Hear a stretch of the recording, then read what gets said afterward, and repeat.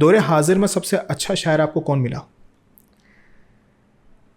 میں بہت زیادہ کوشش کرتی ہوں کہ اوتھینٹک شعراء کرام کو پڑھوں، اور اوتھینٹک سے مراد کہ جس میں شرکیہ چیزیں نہ ہوں، جس میں بہت زیادہ کہ کوئی ایسی چیز نہ ہو کہ کیونکہ ہم جب پڑھتے ہیں تو ڈفرینٹ اسکول آف تھاٹ کے لوگ ہمیں سن رہے ہوتے ہیں، ایسا ہی ہے، ڈفرینٹ مسالک کے لوگ ہمیں سن رہے ہوتے ہیں. تو میں چاہتی ہوں ایسی چیز پڑھوں کہ کوئی بھی شخص کھڑا ہو کے پوائنٹ آؤٹ نہ کرے کہ آپ نے یہ کیا پڑھا اور یہ کیوں پڑھا، یہ شرک ہے، یہ ممانعت ہے.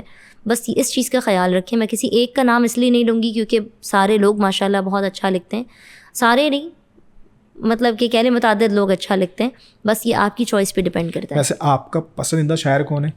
کوئی ایک نہیں ہے، اچھے ماشاءاللہ. پرانے کی بات کر رہا ہوں. پرانے کی بات کر رہے ہیں، سب سے زیادہ میں نے اعلیٰ حضرت کو جو ہے وہ ان کا مطالعہ بہت کیا، ان کی جو کتابیں، ان کی جو نعتیں لکھی ہوئی ہیں.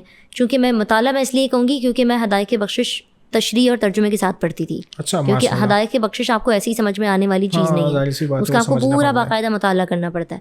تو ان کا میں نے جو ہے وہ کلام بہت پڑھا. ان کے علاوہ جو ہے وہ پھر ہمارے عشرت گودروی صاحب ہیں، ان کے علاوہ جو ہے ہمارے جو ابھی آپ نے ذکر کیا کعبہ دکھا دے مولا، جن کا میں نے بھی یہ کلام پڑھا اور اللہ تعالیٰ نے بڑی عزت دی مجھے. میں جہاں بھی جاتی ہوں دوسرے ممالک میں بھی تو لوگ یہ کلام ضرور سنتے ہیں اور آنکھیں نم ہوتی ہیں لٹرلی لوگوں کی، خواتین کی.